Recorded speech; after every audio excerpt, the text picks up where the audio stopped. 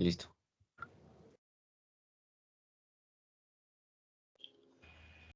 Bueno, esta es la etapa 2, representaciones sociales de la profesión, elemento de competencia. El 2.1 es interpretar las representaciones que se llenen de su profesión en los contextos actuales para proyectar su inserción como profesional en toma de ellos, a través de actividades e investigación documental y de campo.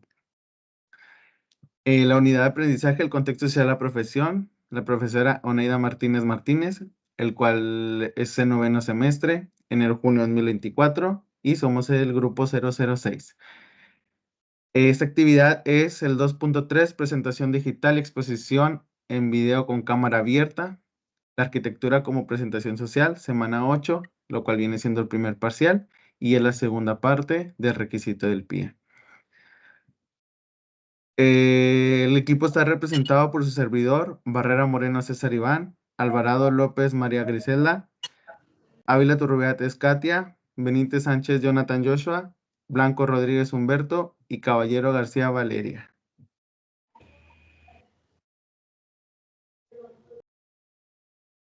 Y vamos a presentar la arquitectura como representación social, que a continuación mi compañera María Griselda va a continuar. Buenos días, mi nombre es Griselda Alvarado y primeramente hablaremos sobre la influencia que tuvo el neoclásico. Para dar a conocer la importancia de la arquitectura en la sociedad y en el mundo, comenzaremos por explicar cómo funcionaba este estilo, el cual se adoptó como una clase que buscaba hallar linajes de legitimización, de modo que en el neoclásico florecían variantes nacionales en los países que eran amados y admirados ante el mundo. Se relacionaba con ser trascendente, contar con honor, avances en la ciencia y contener poder imperial. Autores como Ramón Gutiérrez reafirmaban esto. Sin embargo, de manera contraria, el historiador José Luis Romero atribuía que todos estos cambios se dieron por obras de las guerras de independencia y las obras civiles y no tanto por conflictos ideológicos. Ahora bien, tiempo después se modernizó la arquitectura en consecuencia de las relaciones económicas con las metrópolis industriales europeas. Donji denominaba a este periodo como el orden neocolonial.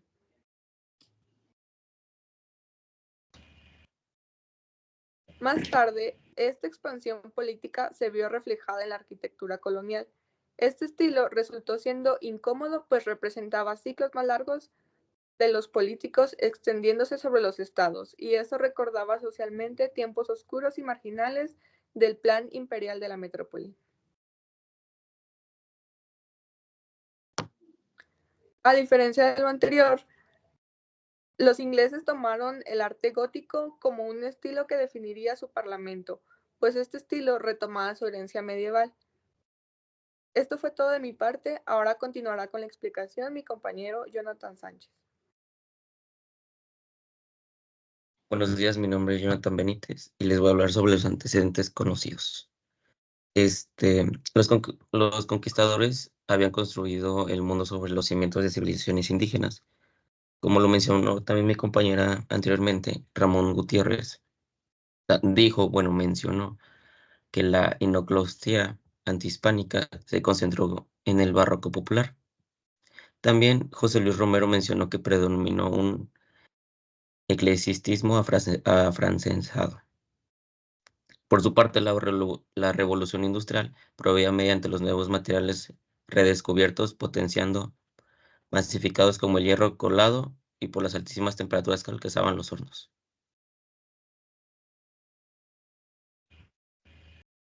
Después es el progreso material indefinido, fincado sobre la filosofía incuestionable del positivismo.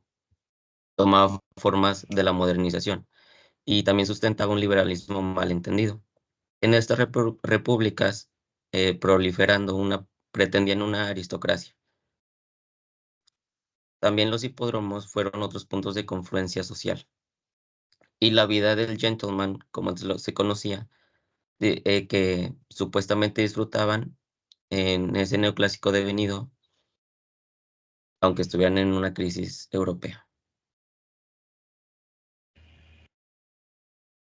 Ahora a continuación les va a hablar sobre los antecedentes conocidos también mi compañera Katy Ávila.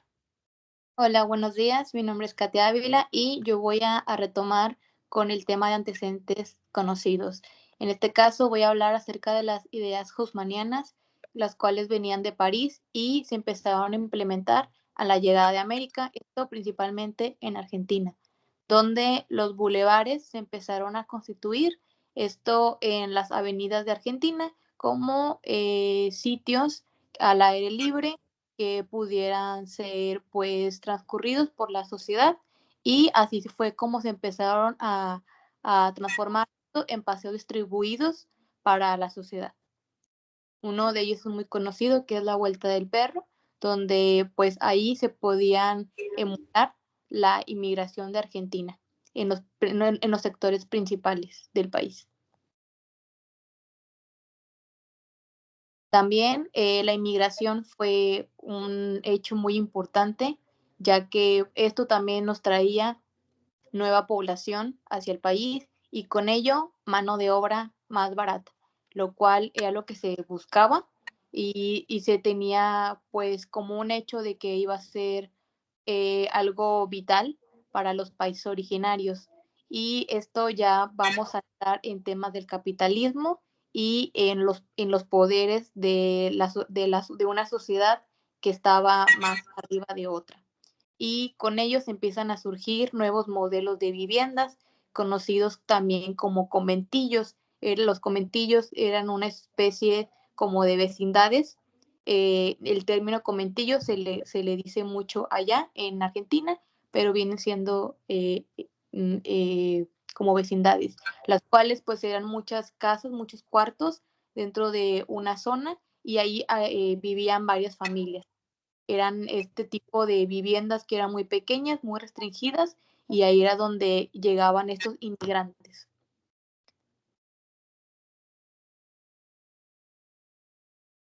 Bien, a continuación, mi compañero Humberto Blanco va a hablar acerca de la Casa Chorizo en Argentina. Bueno, buenas tardes, mi nombre es Humberto Blanco y pues otro tipo de vivienda que se caracteriza de este mismo periodo fue la casa llamada Casa Chorizo. Pues esta se adjunta a la clase media baja del mismo nombre, pues se supone una denominación peyorativa para la vivienda popular. No pudieron llamarla casa larga o casa extendida, pues fue vivienda de la clase media en general con el transcurso de la movilidad social. Esta vivienda recibió varios nombres en diferentes partes. Por ejemplo, en el Rosario la llamaban Casa de Rezago, en México la llamaban Casa de Alcayata, en San Salvador El Mesón, en Brasil Casa de Tubo, en Montevideo incluso la llamaban Corral de Vecinos y Villanos. También se denominó Casa Inconclusa en lo que es parte de Buenos Aires y de Montevideo. Bueno, ¿cuál era el papel de los arquitectos ante esta oleada de modernización y progreso crecientes? Pues era el de establecer por cada país el inicio de las construcciones neoclásicas, estatales o privadas, definirlas como objeto arquitectónico, el arquitecto y la formación recibida, usando materiales nuevos y los ya conocidos, técnicas constructivas modernas y pues las antiguas, artesanos y mano de obra nativa o extranjera de origen de los capitales invertidos y establecer el emergente cultural que significaba en la nueva sociedad independiente pues un edificio para la aduana o el parlamento, y pues este mismo se expresaba para los sectores sociales que estaban involucrados en el objeto arquitectónico patriciado, empobrecido y ligado al gobierno. Bueno, la espinofobia. La espinofobia de Sarmiento es una propuesta ideológica exitosa, asentada sobre un firme a base de prejuicios, anudada por la actividad económica que exportaba de enclave que exigía el capitalismo industrial arrollador. El Argilópolis, esto era una ciudad pues inventada por Sarmiento, pues imagina la construcción de edificios para un congreso, para una presidencia, un tribunal de justicia, un departamentos topográficos, oficinas centrales, escuelas, etcétera, etcétera. En 1850, todas estas construcciones serían de un eclecticismo abrumador.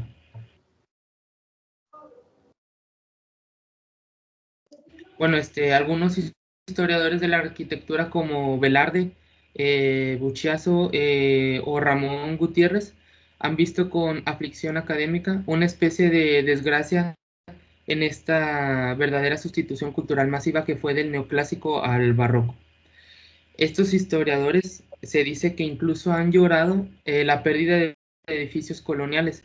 Otros han tomado la verdadera irrupción del neoclásico en Hispanoamérica, como el nacimiento de un bloque de una nueva arquitectura.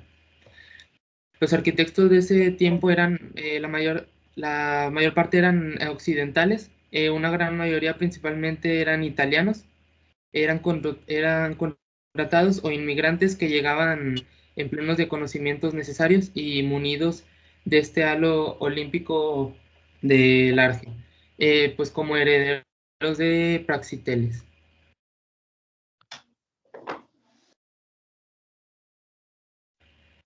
Bueno, la mentalidad nativa no encajaba con estos planos de pensamiento ordenados por la razón que supone el neoclásico, pues un estilo elegante y sobrio que rechazaba el aire señorial de la vieja sociedad patriarcal y requería espacios de nuevas luces para el reciente caballero liberal.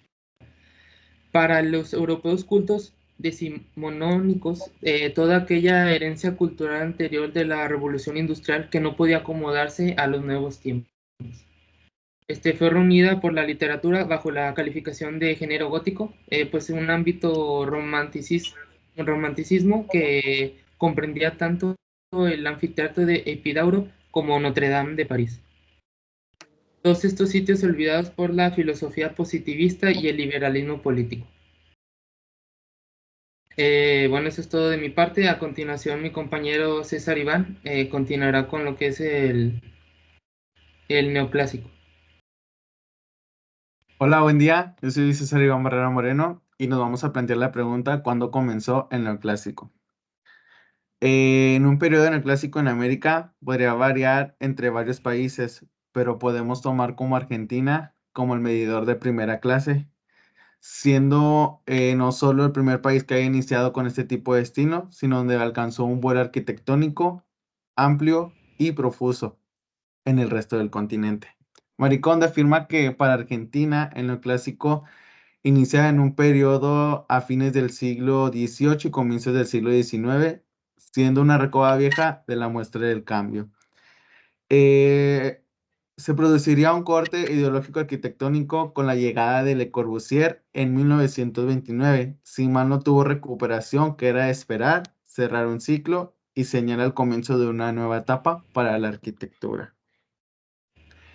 La arquitectura del siglo XIX se asentaba en 3 puntos. El primero, la arquitectura neoclásica, el gran invento de la electricidad.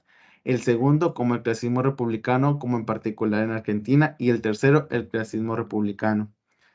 Dicha ciudad inicia con el proceso de extrañamiento del hombre respecto al medio natural urbano, extendiéndose a 3 dimensiones terrestres y penetrando a todas las otras dimensiones entrevistadas por la física einsteiniana y para el hombre individualista. Otra de las perspectivas para la historia de la arquitectura. Desde la literatura, las numerosas novelas que tratan sobre las únicas creadas luego de la independencia, desde la antropología, los procesos de autocuración en el sentido de la asimilación cultural que produjo el neoclásico, y desde la sociología, la formación de una clase social como fue la élite política, económica y cultural hispanoamericana. Y a continuación nos habla sobre la visión del profesional en la sociedad, mi compañera Valeria Caballero. Hola, buen día. Mi nombre es Valeria Caballero y yo les voy a hablar un poco sobre la visión del profesional en la sociedad, que ya es el último tema. Bueno, para empezar, las representaciones de las profesiones les otorgan el reconocimiento social. Estas depende de qué tan consolidada se encuentre dicha profesión, ya que responden histórica y socialmente al predominio de un determinado ejercicio de la práctica profesional. Bueno, el estatus de reconocimiento social de las profesiones cambia según el contexto social en que ellas se encuentren. Eh, bueno, la profesionalización y la institucionalización, que son dos conceptos que veremos a continuación, son dos procesos que permiten la consolidación de las profesiones. Bueno, por una parte tenemos la profesionalización, que se refiere a la caracterización y delimitación de la práctica profesional que se realiza, así como su reconocimiento social. Y la institucionalización se refiere más con los procesos de institución formal, como las escuelas, las universidades y la acreditación de estudios, y también con el reconocimiento social de esta titulación. Bueno, la profesión en sí es considerada como un fenómeno sociocultural y en él interviene un conjunto de conocimientos, habilidades, tradiciones, costumbres y prácticas que dependen del contexto económico, social y cultural en el que surgen y se desarrollan. Como conclusión, las profesiones están en constante cambio y de ellas dependen las novedades, las innovaciones, el género y también los sectores sociales diferentes. Bueno, nosotros fuimos del equipo 1, por nuestra parte fue todo y muchas gracias por su atención.